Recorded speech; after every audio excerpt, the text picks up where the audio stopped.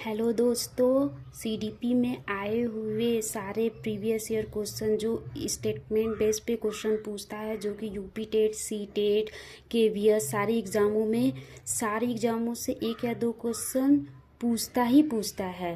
तो आज उसे हम वही देखेंगे।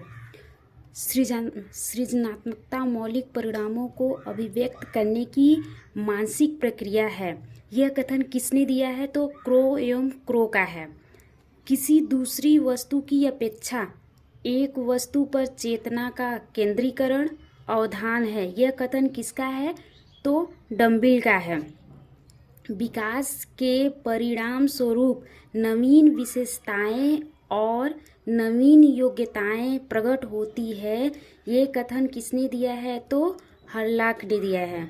हम करके सीखते हैं। ये कथन है डॉक्टर मेस का। अधिगमन अनुभव और प्रशिक्षण के परिणाम स्वरूप व्यवहार में परिवर्तन है। ये कथन है गेट्स व अन्य गेस्टल्टवादी मनोवैज्ञानिक का। चिंतन संज्ञानात्मक पक्ष में एक मानसिक क्रिया है। ये कथन है रास का।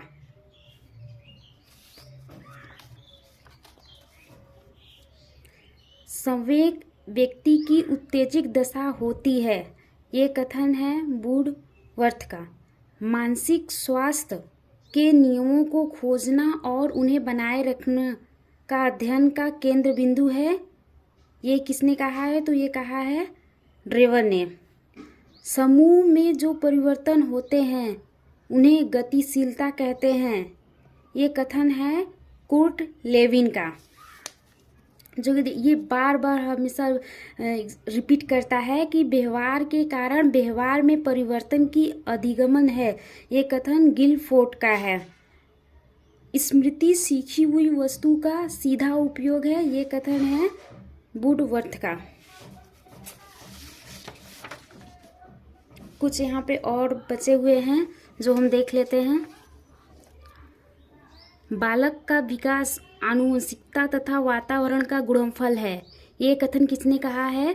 तो ये कथन वुडवर्थ ने कहा है।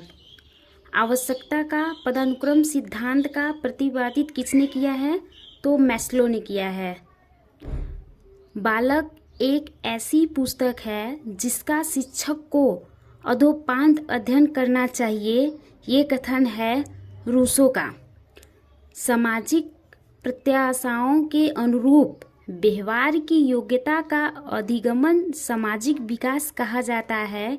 ये कथन है हर्लॉक का। पिछड़े बच्चों के लिए शैक्षिक उपलब्धि की अवधारणा किसने दिया? सिरिल बर्ड ने।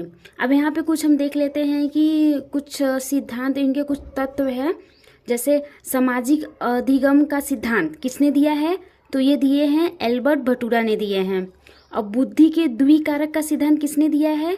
तो ये स्पीयरमैन ने दिया है। और यहीं पे पूछता है हमेशा कि एकल बुद्धि का सिद्धांत किसने दिया है? तो वो बिने ने दिया है। और यहीं पे पूछ दिया कि बहुबुद्धि का सिद्धांत किसने दिया है? तो वो हार्वर्ड गार्डनर ने दिया है।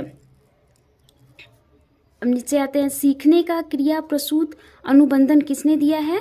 तो स्किनर ने दिया है। सूच का सिद्धांत कोहलर ने दिया है।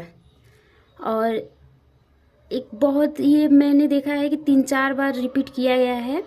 सूजन शास्त्र के पिता कौन है? तो ये है गाल्टन। किंडरगार्टन विधि ये किसका सिद्धांत है? तो ये फ्रॉमवेल का है। भाषा विकास का सिद्धांत किसने दिया है? तो चोम्स्की ने दिया है।